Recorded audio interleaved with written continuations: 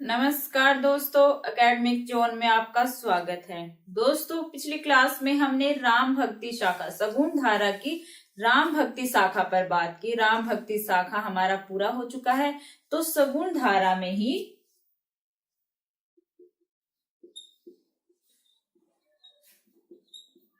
आपको पता है सगुण धारा को दो भागों में बांटा गया था, राम भक्ति शाखा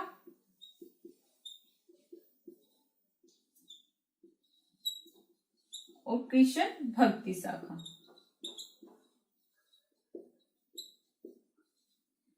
ये दोस्तों हमारा पूरा हो चुका है। राम भक्ति शाखा पर हमने पूरी क्लास ली है। जो इनके प्रमुख कवि थे तुलसीदास जी, उस पर भी बहुत ही विस्तार से बात की है। आज दोस्तों हम बात करेंगे कृष्ण भक्ति शाखा हमारा शुरू होने जा रहा है। कृष्ण भक्ति शाखा पर बात करेंगे। तो दोस्तों जो इन वीडियो में हम बात करते हैं, अगर हम अपना पूरा जो पाठ्यक्रम है हिंदी साहित्य का, उसको पूरे विस्तार के साथ लेके चलेंगे तो बहुत लंबा हो जाएगा हमारे लिए, और हमारे जो एग्जाम आने वाले हैं तब तक हमारा जो पाठ्यक्रम है वो पूरा नहीं होगा। इसीलिए दोस्तों हम जो हमारी कोई भी धारा जब हम शुरू करते हैं तो सीधा हम जो हमारे पेपर से संबंधित प्रश्न बनते हैं वहीं से शुरू करते हैं। तो इसलिए दोस्तों मैं आपसे कहना चाहती हूँ कि आप वीडियो देखते रहिए। वीडियो देखने के बाद साथ से साथ आप अपनी जो सेल्फ स्टडी है, आप अपनी किताबें पढ़ना ना छोड़े, कि पूरा डिपेंड आप वीडियो पे ना हो। तो किताबें साथ के साथ दोस्तों पढ़ते रहिए, साथ के साथ वीडियो देखते रहिए। वीडियो में जो हमारे पेपर से संबंधित प्रश्न है उन पर बात करते हैं डायरेक्ट आकर, बाकी आप किताब से पढ़ते रहिए। जैसे अब हम कृष्ण भक्ति शाखा शुरू करने जा रहे हैं, तो जो शुरुआती चीजें हैं, सबसे पहले कृष्ण जी का उल्लेख कहाँ पर मिलता है कि जो वैदिक कृष्ण थे वो अलग है, जो महाभारत के कृष्ण जी थे वो अलग है। इन सब चीजों को आप अपनी किताब से पढ़ेंगे दोस्तों। और जो हमारे महत्वपूर्ण प्रश्न बनते हैं कृष्ण भक्ति शाखा से, जो महत्वपूर्ण संप्रदाय रहे हैं, जो उनके प्रमुख कवि रहे हैं, उन पर हम अपने वीडियो में, अपनी क्लास में आपके सामने उन पर बात करेंगे। तो दोस्तों आज का हमारा विषय है कृष्ण भक्ति शाखा।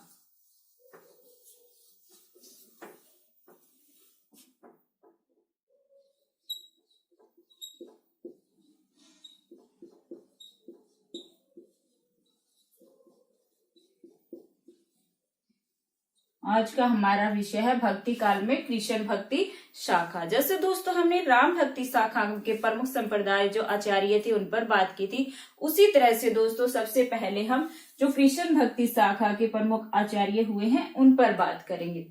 हमने जब राम भक्ति शाखा में बात की थी आचार्यों पर, तो हमने वहां पर देखा था कि जो रामानुजाचार्य थे सिर्फ वही उन्होंने अपने आराध्य राम माना था। बाकी जो आचार्य थे जैसे निम्बार्काचार्य जी, मध्वाचार्य जी, वल्लभाचार्य जी, उन सबके आराध्य श्री कृष्ण थे। तो एक बार और दोस्तों कृष्ण भक्ति शाखा में हम अपने आचार्यों पर बात करते हैं। अगर काल कर्मानुसार देखा जाए दोस्तों तो सबसे पहले निम्बार्काचार्य जी आते हैं।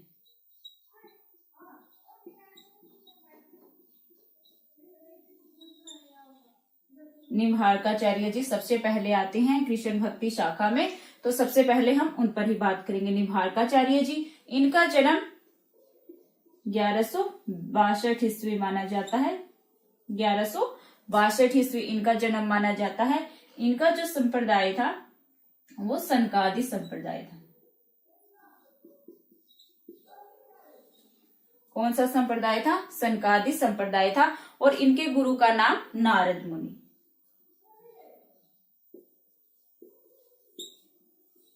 इनके गुरु का नाम था नारद मुनि। और इनका जो सिद्धांत था, जो दर्शन था, वो आपको पता ही है, द्वैतवाद।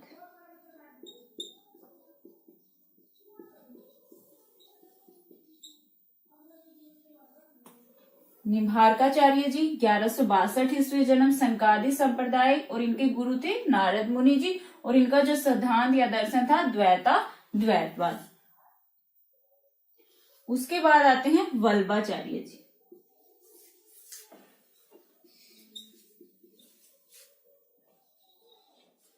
वल्लभाचार्य जी आते हैं इनके बाद। इनका जन्म 1478 ईस्वी माना जाता है और इनकी मृत्यु हुई थी 1530 ईस्वी में। 1478 ईस्वी इनका जन्म माना जाता है और इनकी मृत्यु कब हुई थी? 1530 1730 ईस्वी में हुई थी। इनके गुरु थे विष्णु स्वामी। विष्णु स्वामी, और इनका जो संप्रदाय था वो रुद्र संप्रदाय,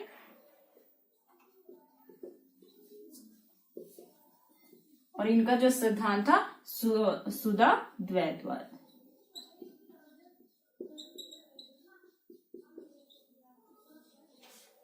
वल्भाचार्य जी 1478 से 1530 ईस्वी। इनके गुरु का नाम विष्णु स्वामी संप्रदाय, रुद्र संप्रदाय, और जो सिद्धांत था सुधा द्वैतवाद। वल्भाचार्य जी के बाद आते हैं स्वामी हरिदास।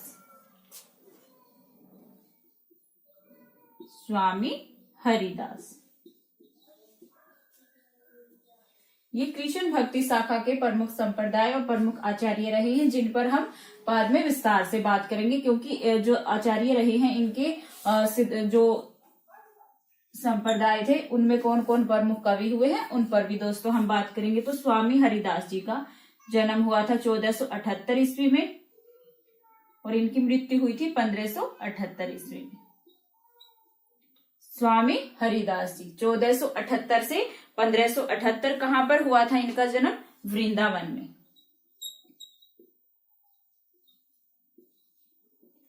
स्वामी हरिदास जी का जन्म कहां पर हुआ था? वृंदावन में, और इनका जो संप्रदाय था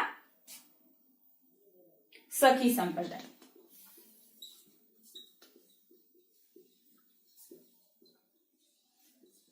इनका जो संप्रदाय था वो था सखी संप्रदाय, और इनके गुरु का नाम है आशधीर। बहुत बार प्रश्न पूछे जाते हैं दोस्तों, तो ये सब आप याद रखना है। निभारकाचार्य का संप्रदाय आपको याद रखना है, और जो इनका सिद्धांत था वो याद रखना है। ये प्रश्न है हमारे, और यही पूछे जाते हैं। इसी तरह से वल्भाचार्य जी, बहुत ही बार प्रश्न पूछे जाते हैं वल्भाचार्य जी पर। 1478 से 1530 ईस्वी। गुरु का नाम विष्णु स्वामी, जो संप्रदाय था रुद्र संप्रदाय, और इनका जो सिद्धांत था सुधा द्वैतवाद सिद्धांत था। इसी तरह से स्वामी हरिदास जी 1478 से 1578 ईस्वी। जन्म कहां पर हुआ था? वृंदावन में, और इनका जो संप्रदाय है वो है सखी संप्रदाय। याद रखना है आपको स्वामी हरिदास जी। स्वामी हरिदास जी के बाद आते हैं चैतन्य महाप्रभु।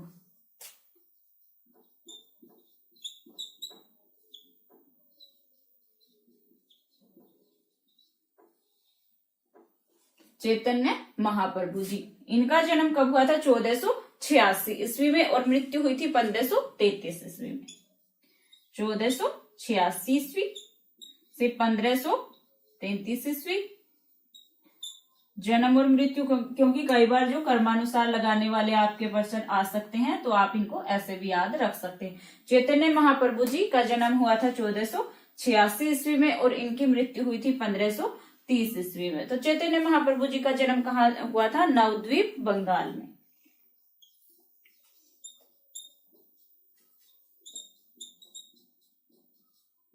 कहां पर हुआ था? नवद्वीप, बंगाल में, और इनके गुरु का नाम केशव भारती।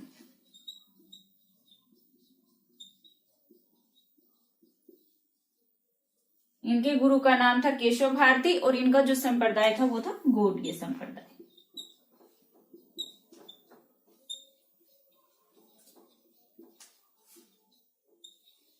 गौड़ीय संप्रदाय था इनका। इनके गुरु का नाम था केशव भारती। जन्म हुआ था 1486 में, मृत्यु हुई थी 1533 ईस्वी में, और कहां पर हुआ था जन्म?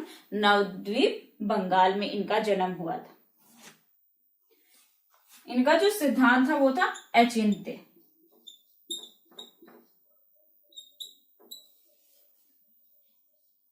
अचिंत्य भेदाभेदवाद इनका जो सिद्धांत था चैतन्य महाप्रभु जी का।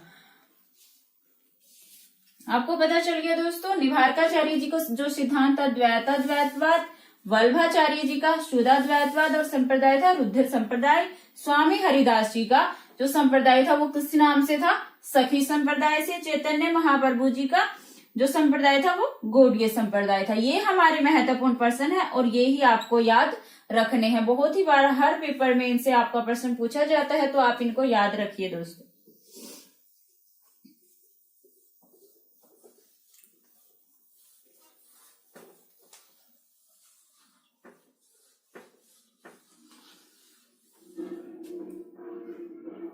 अंतिम आचार्य हैं हमारे कृष्ण भक्ति शाखा के हित हरिवंश जी।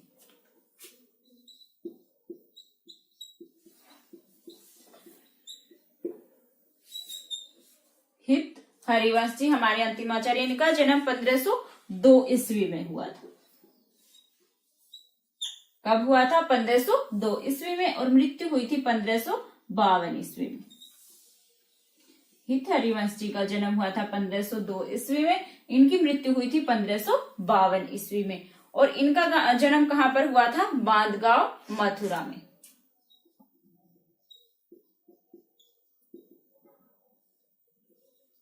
मथुरा में जन्म कहाँ पर हुआ था? बांधगांव, मथुरा में इनका जन्म हुआ था।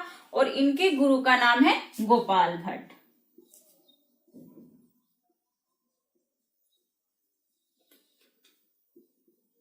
इनके गुरु का नाम है गोपाल भट्ट, और इनका जो संप्रदाय था वो था राधा वल्लभ।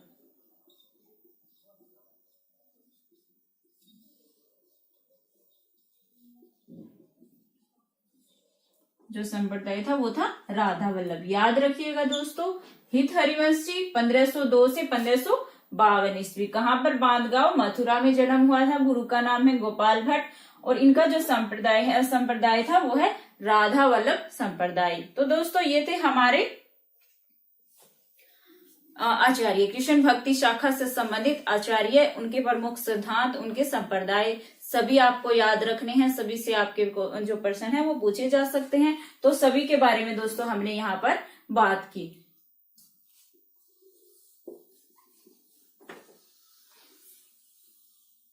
तो दोस्तों आचार्य के बारे में आपको पता चल गया, उनके जन्म स्थान, गुरु, जो उन्होंने संप्रदाय चलाया था, जो उनका सिद्धांत था, ये आपको पता चल गया। राम भक्ति शाखा में भी जो हमारे आचार्य हुए हैं उनके बारे में भी आपको पता चल गया, और कृष्ण भक्ति शाखा में भी जो हमारे आचार्य थे उनके बारे में भी आपको पता चल गया। तो दोस्तों अब हम जैसे निम्बार्काचार्य जी थे तो उनके संप्रदाय से संबंधित जो प्रमुख कवि होंगे और उनके जो उन्होंने ग्रंथ लिखे थे उन सब चीजों के बारे में बात करेंगे। आज के वीडियो में दोस्तों हम निम्बार्काचार्य जी पर बात करेंगे। उनका जो संप्रदाय था सनकादि संप्रदाय, उस पर बात करेंगे।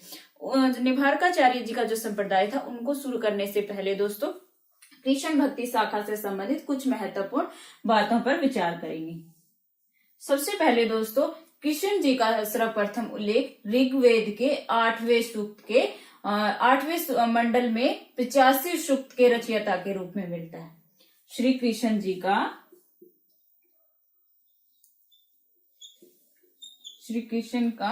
सर्वप्रथम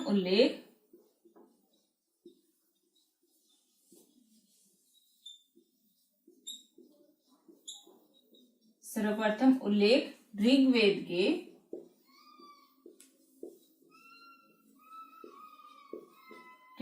के 8वें मंडल सर्वप्रथम उल्लेख श्री कृष्ण जी का सर्वप्रथम उल्लेख ऋग्वेद के 8वें मंडल में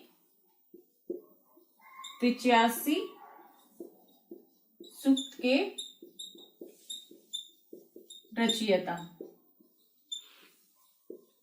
के रूप में मिलता है।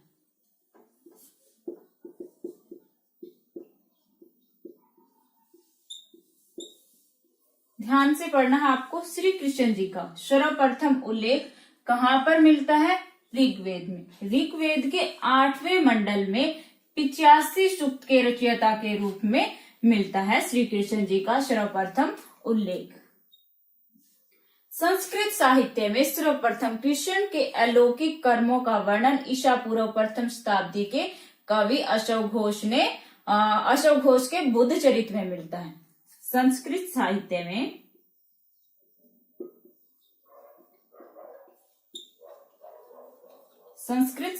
में प्रथम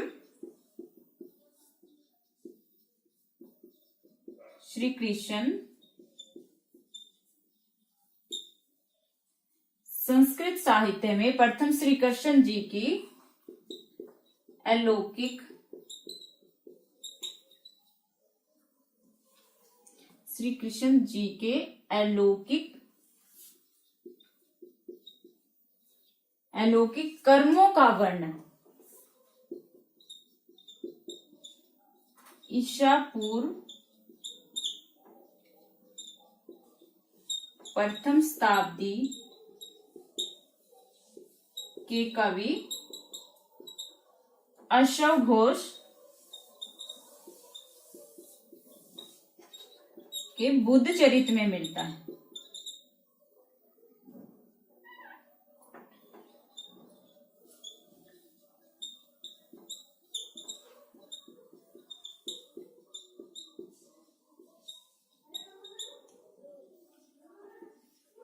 सबसे पहली बात है श्री कृष्ण जी का सर्वप्रथम उल्लेख ऋग्वेद के 8वें मंडल में 85 सूक्त के रचयिता के रूप में मिलता है। दूसरी बात है संस्कृत साहित्य में प्रथम श्री कृष्ण जी के अलौकिक कर्मों का वर्णन ईसा पूर्व जो प्रथम शताब्दी के कवि हुए हैं अश्व घोष जी के बुद्ध चरित में मिलता है।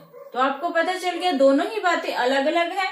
संस्कृत साहित्य में सर्वप्रथम अश्व घोष जी की जो रचना है बुद्ध चरित उसमें श्री कृष्ण जी के अलौकिक कर्मों का वर्णन मिलता है। दूसरी जो पहली बात है श्री कृष्ण जी का सर्वप्रथम उल्लेख ऋग्वेद के 8वें सूक्त के 8वें मंडल में 85 सूक्त के रचयिता के रूप में मिलता है। तो दोनों ही बातें आपको याद रखनी है दोस्तों।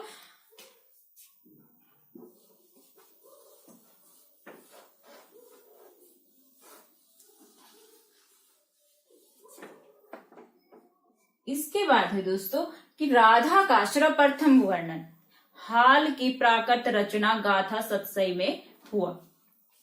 राधा का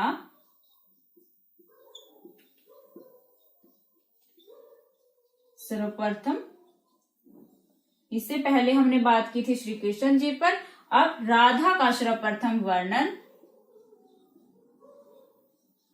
हाल की गाथा सतसई।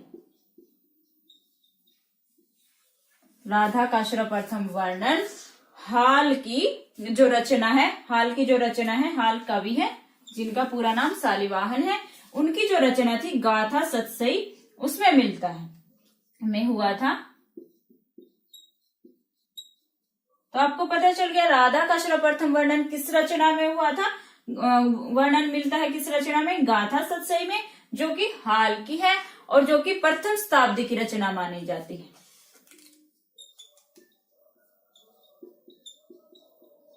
प्रथम शताब्दी की रचना मानी जाती है गाथा सतसई हाल की, उसमें राधा का सर्वप्रथम वर्णन मिलता है।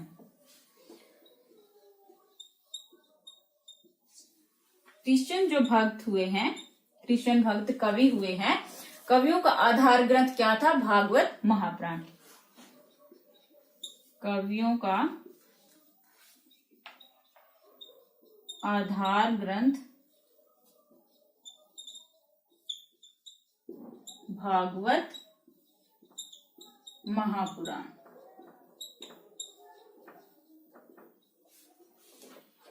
कृष्ण भक्त जो कवि हुए थे उनका आधार ग्रंथ क्या था, भागवत महापुराण है। याद रखना है दोस्तों आपको, ये भी प्रश्न कई बार पूछा गया है। कृष्ण भक्त कवियों का आधार ग्रंथ कौन सा है, भागवत महापुराण है। तो दोस्तों ये थी कृष्ण जी से संबंधित कुछ प्रमुख बातें। राधा का उल्लेख सबसे पहले किस रचना में हुआ है, कृष्ण जी का उल्लेख हमें सबसे पहले कहाँ मिलता है, कुछ 2-4 महत्वपूर्ण बातें थी। तो दोस्तों अब हम बात करेंगे सनकादि संप्रदाय या निभार्क संप्रदाय पर और उसके प्रमुख कवियों पर।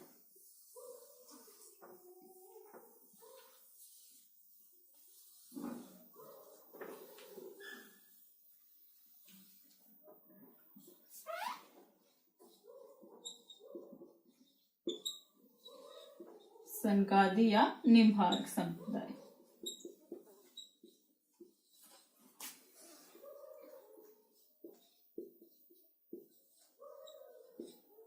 बात करेंगे दोस्तों सनकादि या निभार्क संप्रदाय पर। आपको पता चल गया सनकादि संप्रदाय के आचार्य थे निभार्क आचार्य जी।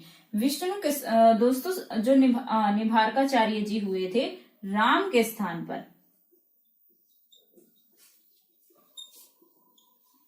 स्थान पर, उन्होंने सर्वप्रथम कृष्ण जी की सगुण रूप का सर्वप्रथम वर्णन किया था। राम के स्थान पर श्री कृष्ण जी के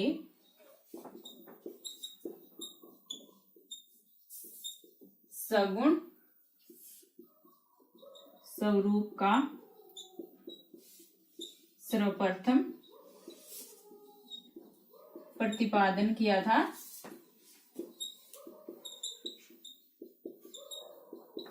किसने? निम्बार्काचार्य जी ने। राम के स्थान पर श्री कृष्ण जी के सगुण स्वरूप का सर्वप्रथम प्रतिपादन किया था। किसने? निम्बार्काचार्य जी ने। याद रखना है आपको, इस तरह के आपके जो प्रश्न पूछे जा सकते हैं कि जो सर्वप्रथम है श्री कृष्ण जी के सगुण रूप का प्रतिपादन किस आचार्य ने किया था, तो आपका आंसर होगा निम्बार्काचार्य जी ने। पता चल गया आपको, श्री कृष्ण के सगुण स्वरूप का सर्वप्रथम उल्लेख किसने किया था? निम्बार्काचार्य जी ने किया था।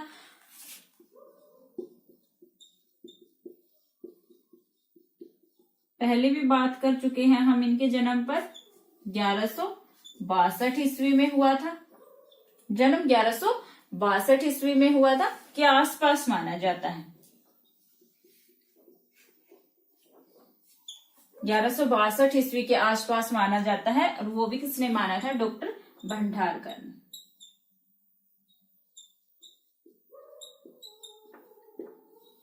किसने माना था? डॉक्टर भंडारकर जी ने 1162 ईस्वी के आसपास निम्बार्काचार्य जी का जन्म माना है। जन्म कहाँ पर हुआ था? वर्तमान मैसूर प्रदेश के कौन से वेल्डी जिले में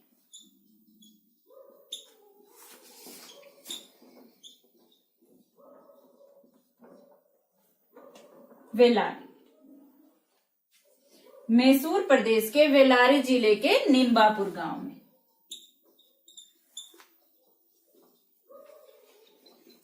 गांव में 1162 ईस्वी में जन्म हुआ। 1162 के आसपास जन्म हुआ था डॉक्टर भंडारकर के अनुसार। निम्बार्काचार्य जी का वर्तमान मैसूर प्रदेश के वेलारी जिले के निम्बापुर गांव में इनका जन्म हुआ था। इनके जो बचपन का नाम है या शिशुअवस्था का नाम है,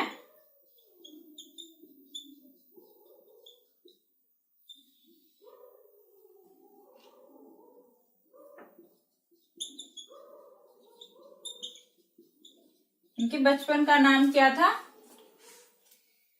इनके बचपन का नाम था नियमानंद।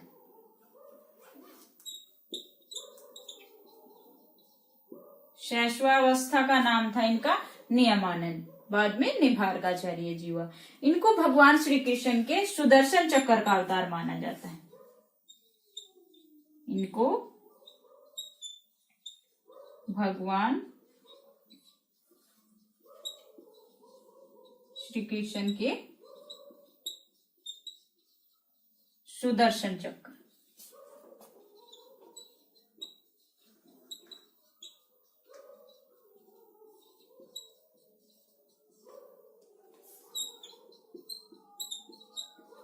निम्बार्काचार्य जी को भगवान श्री कृष्ण के सुदर्शन चक्र का अवतार माना जाता है, इसलिए इनका एक और नाम सुदर्शन भी माना जाता है। लेकिन कुछ विद्वानों का कहना है कि ये बहुत ही सुंदर थे देखने में, इसलिए इनको सुदर्शन कहा जाता था। और कुछ का मानना है कि श्री कृष्ण जी सुदर्शन चक्र के अवतार थे, तो इनका एक और नाम बनता है सुदर्शन। तो आपको पता चल गया इनके बचपन का नाम था नियमानंद। सुदर्शन चक्र के अवतार होने के कारण इनको, या सुंदर शरीर होने के कारण इनको सुदर्शन नाम भी दिया गया था।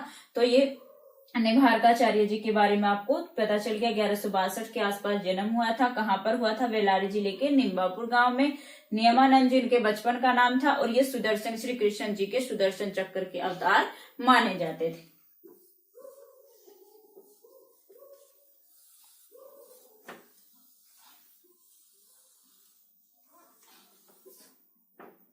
निम्बार्क संप्रदाय में दोस्तों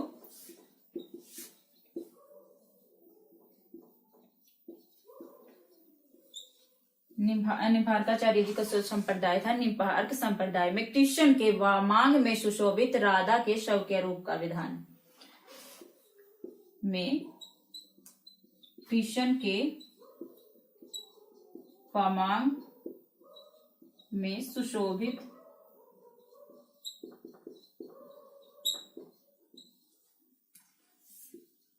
राधा के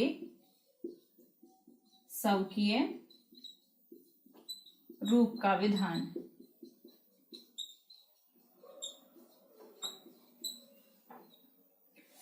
इस तरह के प्रश्न दोस्तों बहुत पूछे जाते हैं, आपको याद रखना है। और प्रत्येक जो संप्रदाय पर हम बात करेंगे मैं आपको बताती चलूंगी कि किस में किस रूप की पूजा की जाती थी या किस रूप का विधान था। कहीं पर कृष्ण जी की पूजा, किस संप्रदाय में कृष्ण जी की पूजा की जाती थी, किसी संप्रदाय में कृष्ण जी की पूजा राधा के साथ की जाती थी। तो ये आपको ध्यान रखना है। तो निम्बार्क संप्रदाय में आपको पता चल गया संप्रदाय में कि कृष्ण के वामांग में सुशोभित राधा के स्वकीय रूप का विधान है। पता चल गया दोस्तों आपको इस बारे में। ये था निम्बार्क संप्रदाय के जो आचार्य थे, निम्बार्काचार्य जी की जो जीवन से संबंधित जानकारी, और जो निम्बार्क संप्रदाय में किस तरह की पूजा का विधान था वो बात की हमने। और कृष्ण के सगुण रूप के बारे में आपको पता चल गया था कि सबसे पहले निम्बार्काचार्य जी ने उसका प्रतिपादन किया था। तो दोस्तों जो निम्बार्काचार्य जी का नाम है निम्बार्काचार्य जी, दूसरा इनका अर्थ यह है कि नीम पर सूर्य के दर्शन करने वाला। इसके पीछे भी एक कहानी छिपी है। उसमें क्या था कि जब निम्बार्काचार्य जी मथुरा में थे तो इनके पास एक जैन साधु आए थे, और दोनों जो बातें आध्यात्मिक बातें करते करते उनको समय का पता ही नहीं चला, और साधु के जो भोजन करने की वेला थी वो चली गई, क्योंकि जो सूर्य अस्त होने के बाद साधु भोजन नहीं करते थे। तो निम्बार्काचार्य जी को बड़ा दुख हुआ था कि उनके अतिथि जो साधु आए हुए हैं वो बिना भोजन करे ही सो जाएंगे, तो उनको बड़ा दुख हुआ था। लेकिन अचानक वो क्या देखते हैं कि जो नीम का पेड़ था उसके पीछे से सूर्य निकला हुआ है। तो तभी वो अतिथि जो जैन साधु थे उनके लिए भोजन तैयार करते हैं और उनको भोजन खिलाते हैं। जैसे ही साधु भोजन कर लेते हैं वैसे ही सूर्य पहले की तरह अंधेरा हो जाता है, अस्त हो जाता है। तो इसलिए इनको निम्बार्काचार्य कहा जाता था, यानी नीम पर सूर्य के दर्शन करने वाला। तो दोस्तों ये थे निम्बार्काचार्य जी के जीवन से संबंधित कुछ जानकारी। अब उनकी रचनाओं पर बात करेंगे और उनके प्रमुख शिष्यों पर बात करेंगे।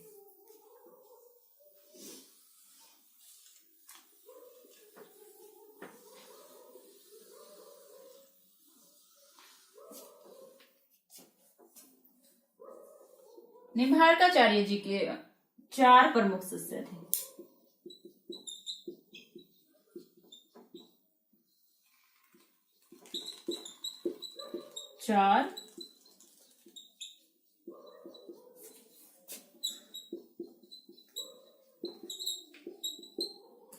निम्बार्काचार्य जी के 4 प्रमुख शिष्य थे। कौन कौन? श्रीनिवासाचार्य, श्रीनिवासाचार्य जो कि बहुत ही प्रसिद्ध थे और प्रमुख शिष्यों में आते हैं निम्बार्काचार्य जी के। श्रीनिवासाचार्य जी बहुत ही प्रसिद्ध शिष्य थे और उनका एक ग्रंथ भी मिलता है, किस नाम से? वेदांत कौस्तुभ।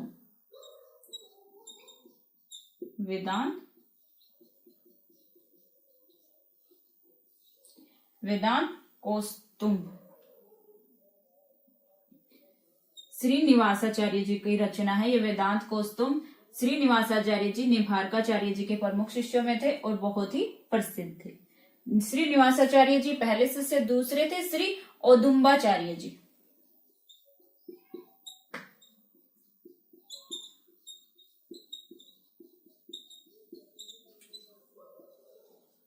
श्री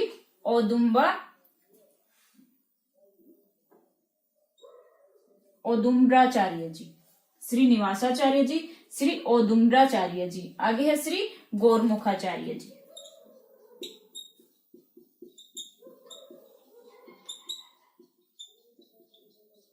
श्री गौरमुखाचार्य जी और श्री लक्ष्मण भट्ट।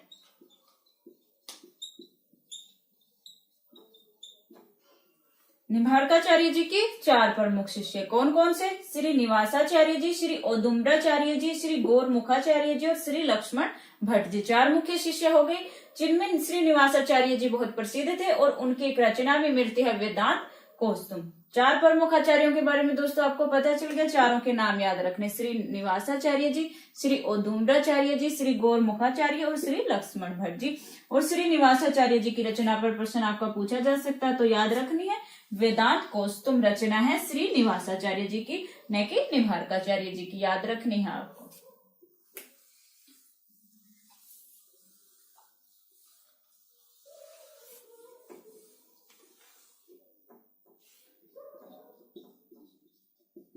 अब बात करेंगे दोस्तों निम्बार्काचार्य जी के ग्रंथों पर।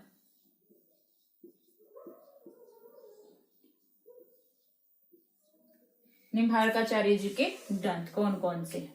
वेदांत पारिजात, वेदांत पारिजात। निम्बार्काचार्य जी के ग्रंथों पर हम बात करें तो पहली जो रचना है वो है वेदांत पारिजात। वेदांत पारिजात सौरभ। वेदांत पारिजात सौरभ इनकी रचना है, जिनमें इनका सिद्धांत था निम्बार्काचार्य जी का आप सभी को पता है द्वैता द्वैतवादी इनका सिद्धांत था। उसी विचारधारा का दार्शनिक धरातल पर वर्णन है। किस रचना में? वेदांत पारिजात में।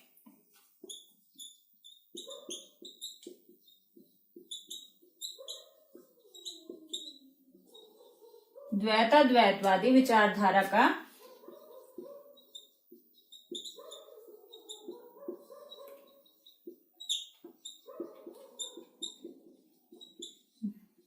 द्वैता द्वैतवादी विचारधारा का दार्शनिक धरातल पर वर्णन किया गया है। वेदांत पारिजात सौरभ रचना है निम्बार्काचार्य जी निम्बार्काचार्य जी की, और उनका जो सिद्धांत था द्वैता द्वैतवादी, उसी विचारधारा का दार्शनिक धरातल पर वर्णन किया गया है। किसमें? वेदांत पारिजात सौरभ में। याद रखना है दोस्तों। अगली रचना है 10 श्लोकी।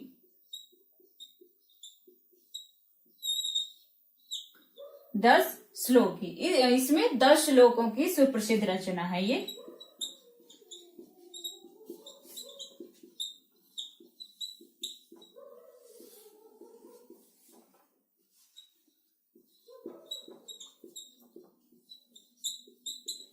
दस श्लोकों की सुप्रसिद्ध रचना है, जिसमें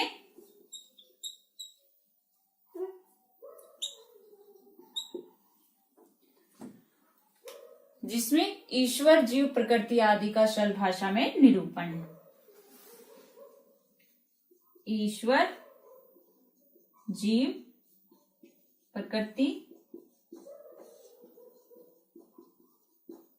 आदि का सरल भाषा में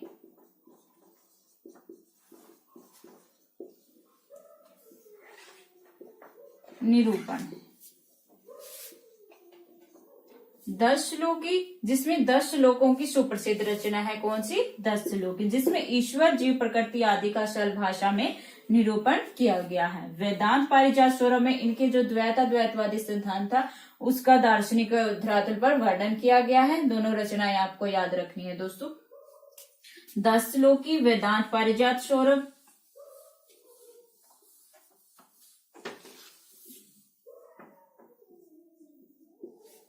तीसरी जो रचना है निम्बार्काचार्य जी की वो है श्री कृष्ण स्तवराज। श्री कृष्ण स्तवराज।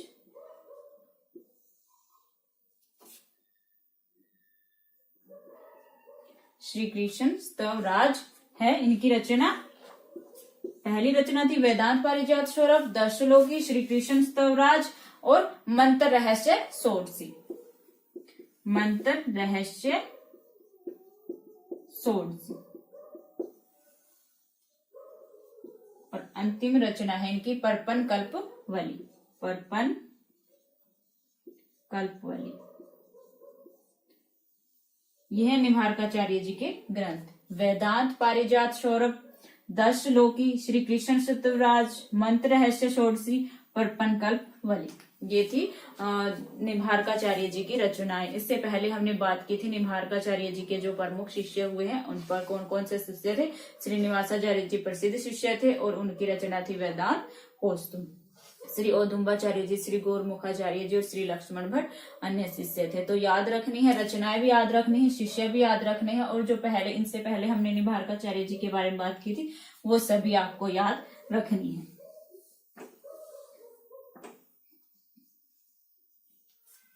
निम्बार्काचार्य जी का जन्म वैसे तो दक्षिण में हुआ था, लेकिन ये ज्यादातर मथुरा में ही रहे थे।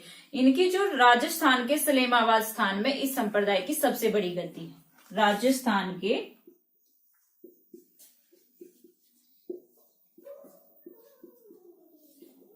सलेमाबाद में इस संप्रदाय की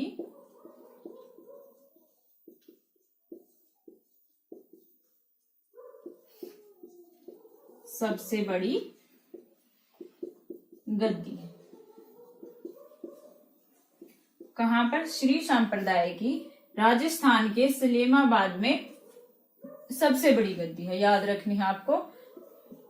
दूसरी है वृंदावन में भी श्री जी की बड़ी कुंज स्थान निम्बार्क संप्रदाय का है। वृंदावन में श्री जी की बड़ी कुंज, श्री जी की बड़ी कुंज जो स्थान है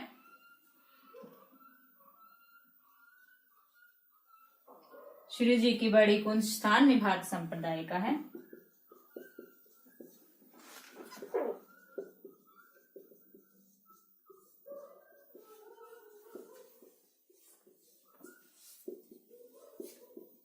सलेमाबाद, राजस्थान के सलेमाबाद में इस संप्रदाय की सबसे बड़ी गद्दी है। वृंदावन में श्री जी की बड़ी कुंज स्थान है जो कि निम्बार्क संप्रदाय का ही माना जाता है।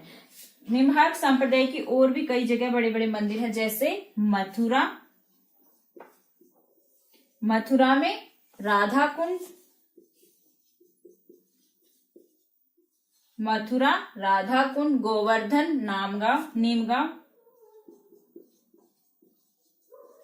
गोवर्धन और नीमगांव, इन स्थानों पर भी इस संप्रदाय के अनेक मंदिर मिलते हैं। कहां पर? मथुरा, राधा कुंड, गोवर्धन और नीमगांव जो स्थान है, इन पर भी श्री संप्रदाय के अनेक मंदिर मिलते हैं। तो श्री संप्रदाय के बारे में दोस्तों आपको सारी जानकारी हो गई होगी। निम्बार्क संप्रदाय के बारे में आपको सारी जानकारी हो गई होगी। निम्बार्क संप्रदाय के आचार्य निम्बार्काचार्य जी, उनके जीवन से संबंधित उनके ग्रंथ, उनकी शिष्य और उनके जो गद्दी थी सलेमाबाद में, इस संप्रदाय की सबसे बड़ी गद्दी थी। इन सब चीजों के बारे में आपको जानकारी हो गई होगी। दूसरे महत्वपूर्ण प्रश्न दोस्तों इस संप्रदाय से हमारा क्या बनता है, वो है इस संप्रदाय के प्रमुख कवि। क्योंकि बहुत बार इस तरह के प्रश्न आपके पूछे जाते हैं प्रमुख कवि की, जैसे मान लीजिए श्री भट्ट जी किस संप्रदाय के प्रमुख कवि रहे, तो आपको याद रखने हैं ये कि किस संप्रदाय के प्रमुख कवि कौन कौन से रहे। तो अब हम श्री निम्बार्काचार्य जी के जो संप्रदाय था उस संप्रदाय के प्रमुख कवियों पर बात करेंगे दोस्तों।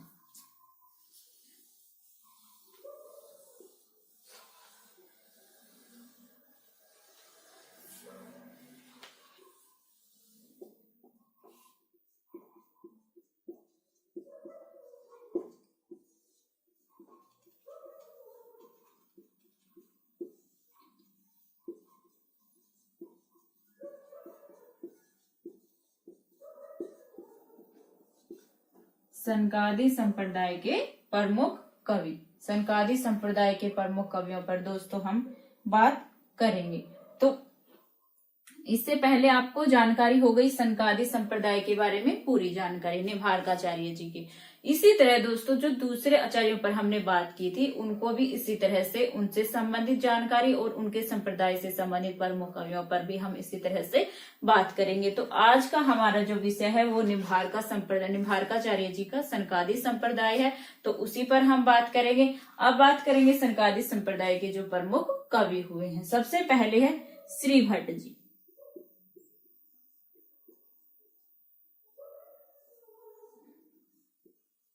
सनकादि संप्रदाय के जो सबसे पहले प्रमुख कवि आते हैं वो है श्री भट्ट जी। इनका जन्म 1538 ईस्वी माना जाता है, 1538 ईस्वी माना जाता है। और जन्म कहां पर हुआ था? मथुरा में ध्रुव टीला स्थान पर, मथुरा में ध्रुव टीला स्थान पर इनका जन्म हुआ था श्री भट्ट जी का। मथुरा में ध्रुव टीला स्थान पर। गुरु है केशव भारती,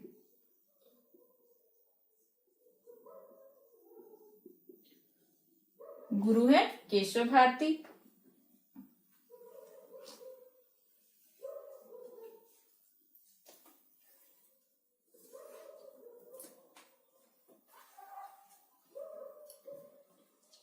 श्री भट्ट जी जो संकादी संप्रदाय के प्रमुख कवि रहे हैं, उनके गुरु का नाम है केशव भारती। जन्म हुआ था 1538 ईस्वी में मथुरा में ध्रुवटीला स्थान पर इनका जन्म हुआ था और इनको हितू सखी का अवतार माना जाता है।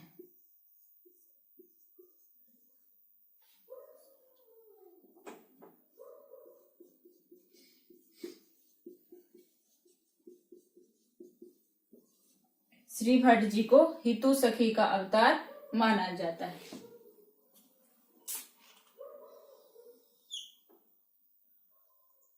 श्री भट्ट जी संकादी संप्रदाय के प्रमुख कवि, उनको हितू सखी का अवतार माना जाता है। दोस्तों अब बात करेंगे दोस्तों इनकी रचनाओं पर।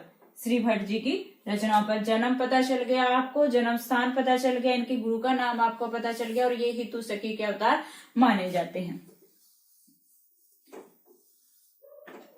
इनकी जो महत्वपूर्ण रचना है वो है युगल शतक।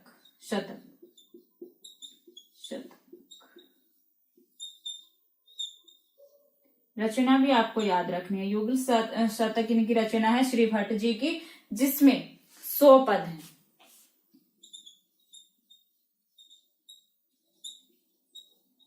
कितने पद हैं? 100 पद हैं और प्रत्येक पद के पूर्व उक्त पद के मूल भाव को व्यक्त करने वाला एक दोहा दिया गया है। प्रत्येक पद में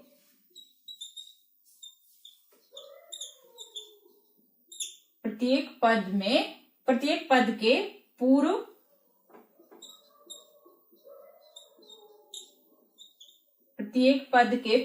में उक्त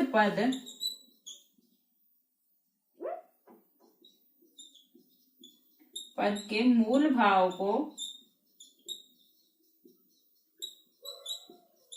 व्यक्त करने वाला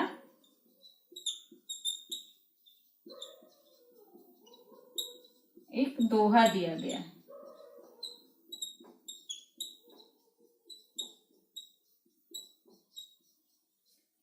युगल शतक का जो 100 पद हैं, प्रत्येक पद के पूर्व में उक्त पद के मूल भाव को व्यक्त करने वाला एक दोहा दिया गया है। और इनकी जो दूसरी रचना है आदिबानी।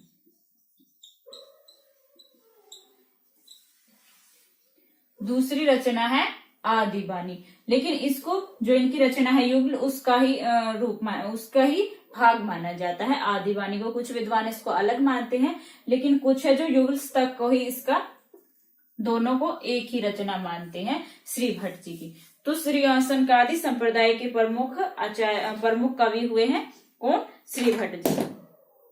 आपको पता चल गया इनके बारे में। अभी हम संकादी संप्रदाय पर बात कर रहे हैं और उसके प्रमुख कवि श्री भट्ट जी पर।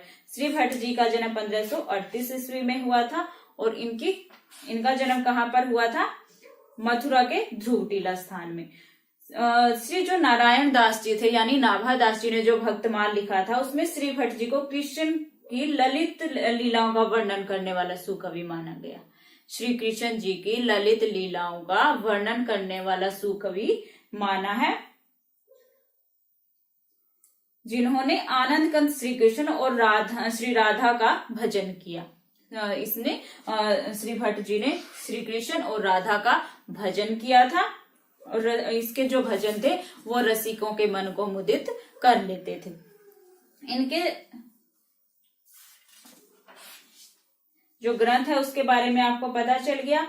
इनका ग्रंथ है युगल शतक और आदिबानी, दोनों को एक ही माना जाता है और कई विद्वान इसको अलग अलग भी मानते हैं। और इनका जो रचना है उसमें 100 पद है, प्रत्येक पद के पूरा उप पद के मूल भाव को व्यक्त करने वाला एक दोहा दिया गया है। श्री संप्रदाय के अगले प्रमुख कवि हैं हरिव्यास देव। हरिव्यास देव। दोस्तों नाम याद रखने हैं आपको जो संप्रदाय के प्रमुख कवियों के, क्योंकि बहुत सारे एक जैसे नाम वाले कवि भी हुए हैं। जब हम अगले संप्रदाय पर बात करेंगे आप देखेंगे कि हरिव्यास देव, हरि राम व्यास इस तरह के नाम है। तो आपको याद रखना हरिव्यास देव, श्री भट्ट ये संकादी संप्रदाय के प्रमुख कवि रहे हैं। तो हरिव्यास देव की जो रचनाएं हैं 5 रचनाएं मिलती हैं, जिनमें से 4 संस्कृत भाषा की है और 1 ब्रज भाषा की है। सबसे पहली जो इनकी रचना है वो है सिद्धांत रत्नांजलि।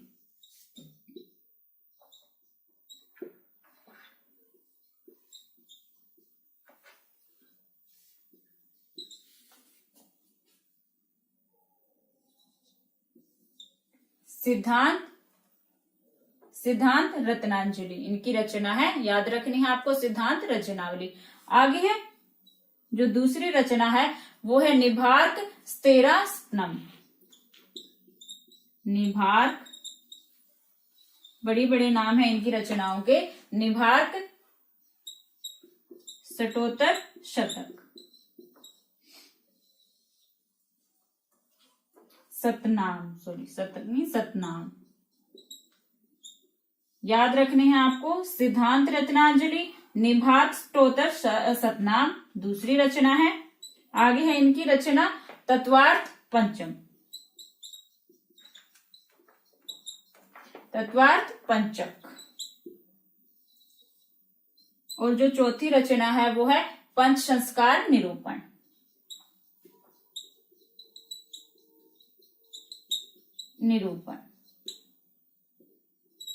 पंच संस्कार निरूपण, तत्वार्थ पंचक, निभार, स्तोत्रनाम, सिद्धांत रत्नांजलि, ये 4 रचना इनकी संस्कृत भाषा में है।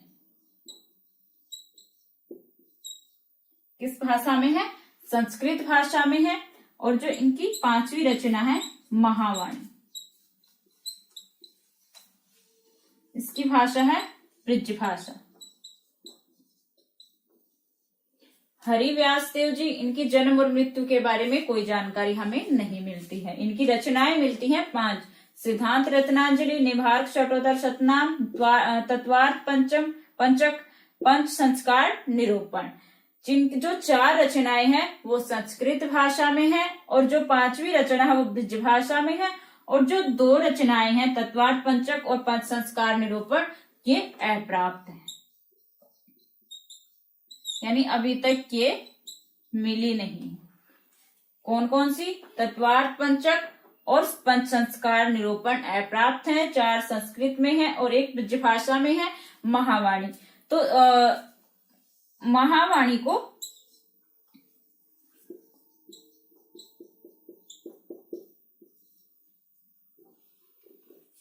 महावाणी रचना पर बात करते हैं। महावाणी रचना 5 अध्यायों में विभाजित है।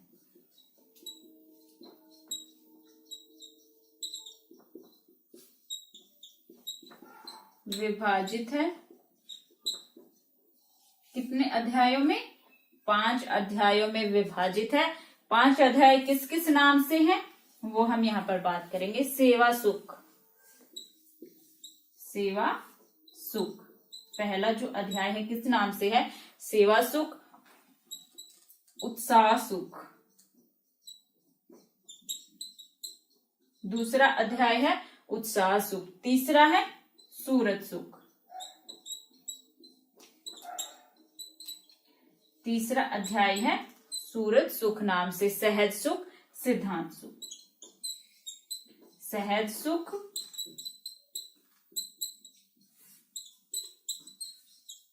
सिद्धांत सुख।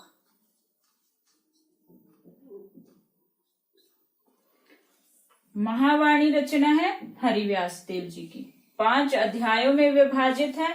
सेवा सुख, उत्साह सुख, सूरत सुख, सहज सुख, सिद्धांत सुख। आपको पता चल गया जो 5 अध्याय है वो किस किस नाम से हैं? सेवा सुख, उत्साह सुख, सूरत सुख, सहज सुख और सिद्धांत सुख। निभार्क संप्रदाय के जो हरिव्यास देव जी हैं, निभार्क संप्रदाय के, ये उन महात्माओं में से हैं जिन्होंने संप्रदाय का संगठन नए सिरे से किया था। हरिव्यास देव जी जो निभार्क संप्रदाय के प्रमुख कवि हैं, इनको उन महात्माओं में गिना जाता है जिन्होंने अपने संप्रदाय को एक नए ढंग से संगठित किया था।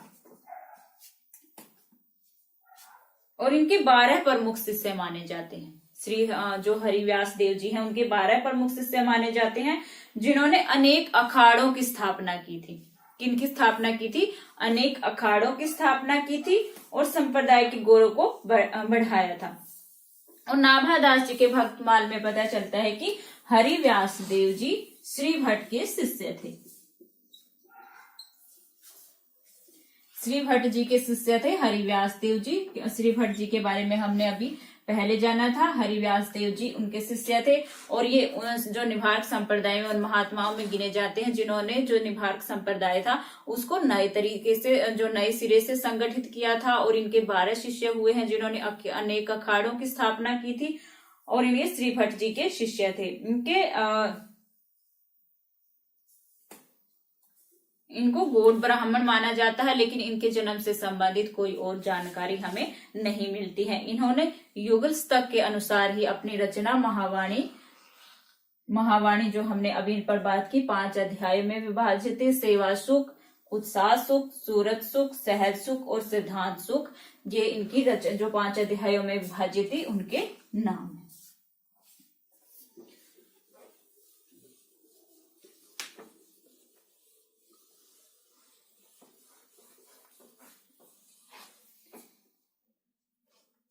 सनकादिक संप्रदाय के जो अंतिम प्रमुख कवि परशुराम देव जी।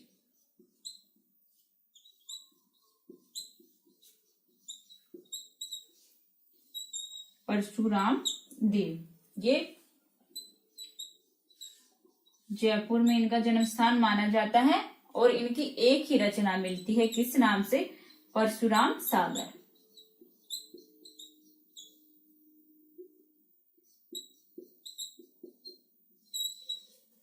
परशुराम सागर नाम से परशुराम देव जी की एक ही रचना मिलती है, किस नाम से? परशुराम सागर नाम से।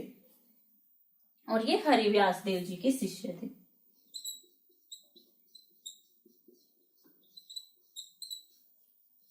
हरिव्यास देव जी के शिष्य थे परशुराम देव जी, उनकी एक ही रचना मिलती है, परशुराम सागर। परशुराम सागर जो हमने पहले बात की थी दोस्तों की निम्बार्काचार्य की सबसे बड़ी गद्दी राजस्थान के सलेमाबाद में मिलती है, उसकी स्थापना किसने की थी? परशुराम देव जी ने। उस गद्दी की स्थापना किसने की थी? राजस्थान के सलेमाबाद में परशुराम जी ने की थी और इनकी रचना है परशुराम सागर। ये भी गौड़ ब्राह्मण हुए थे और इन्होंने जो हरिव्यास देव जी थे उनका शिष्यत्व ग्रहण किया था और इनकी जो भक्ति थी वो भगवत भक्ति थी परशुराम देव जी की। आपको पता चल गया इनके ग्रंथ का नाम परशुराम सागर। और इन्होंने जो सलेमाबाद में सबसे बड़ी गद्दी थी श्री संप्रदाय जी की, उसकी स्थापना परशुराम देव जी ने ही की थी। तो दोस्तों आज आपको पता चल गया, हमने श्री कृष्ण भक्ति शाखा थी जो हमारी, उसकी शुरुआत की है और उनके जो प्रमुख आचार्य थी श्री निम्बार्काचार्य जी, वल्लभाचार्य जी, हरिव्यास देव जी, हित हरिवंश जी, इन सब के बारे में बात की। और सबसे पहला जो संप्रदाय था सनकादिक संप्रदाय, उनके जो परमाचार्य थे निम्बार्काचार्य जी के जीवन से संबंधित, उनके शिष्यों से संबंधित उनके 4 प्रमुख शिष्य हुए थे, उनके बारे में बात की हमने। उनके जो रचनाएं थी वेदांत, पारिजात, सौरभ, 10 श्लोकी, वो सभी हमने यहाँ पर बात की और सभी बहुत ही महत्वपूर्ण है दोस्तों, सभी आपको याद रखनी।